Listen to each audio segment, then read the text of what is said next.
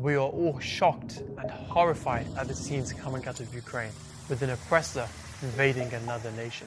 However, amidst the entire crisis, we can't help but notice an underlying double standard emerging from the way the world is responding. Ukraine isn't the first country to be invaded illegally. In fact, it's not the first country to be invaded by Russia. As we speak, there are Russian jets flying over Syria. Yet we have media commentators consistently highlighting that Ukraine is different and worthy of our sympathy.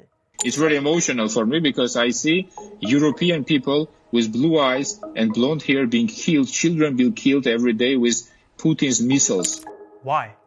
Because they are civilized, European, Christian, and have blonde hair and blue eyes? You know, this is a relatively civilized, relatively European. And this is not a developing third world nation. This is Europe. These are Christians, white.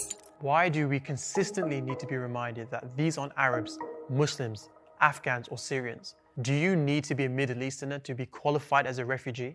This isn't a place, with all due respect, like Iraq or Afghanistan. And don't get me wrong, of course we care about the Ukrainians, but why do we constantly need to be reminded that these people are different and therefore worthy of our sympathy? You see, when it comes to the case of the Ukrainians, they have the right to bear arms and to fight for their country, and the media celebrates them as defiant heroes. Yet when Arabs or Muslims do the same, they are branded as terrorists. Why is it that the Ukrainian Defense Ministry is allowed to teach people how to make Molotov cocktails in their fight against the oppressor, but Palestinian kids from the tender age of 10 are criminalized by the media and imprisoned up to 20 years for throwing rocks at their occupiers? The hypocrisy even extends to the response of global institutions. Russian media and art shows are cancelled, Russian banks are being shut down, and Russian assets are being frozen. Heck, FIFA has also sanctioned all Russian teams from participating, while football stadiums are plastering anti-Putin slogans. Why is it okay for football players to speak out against Russia, yet we saw Mesut Ozil shunned for speaking out in support of the Uyghurs, and Celtic fans fined for waving the Palestinian flag? And when we look at the responses of world leaders, we see the exact same hypocrisy. Biden is somewhat shocked by a foreign country invading another.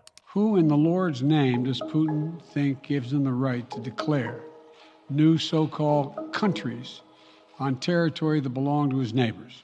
But will never say the same thing about Israel invading Palestine.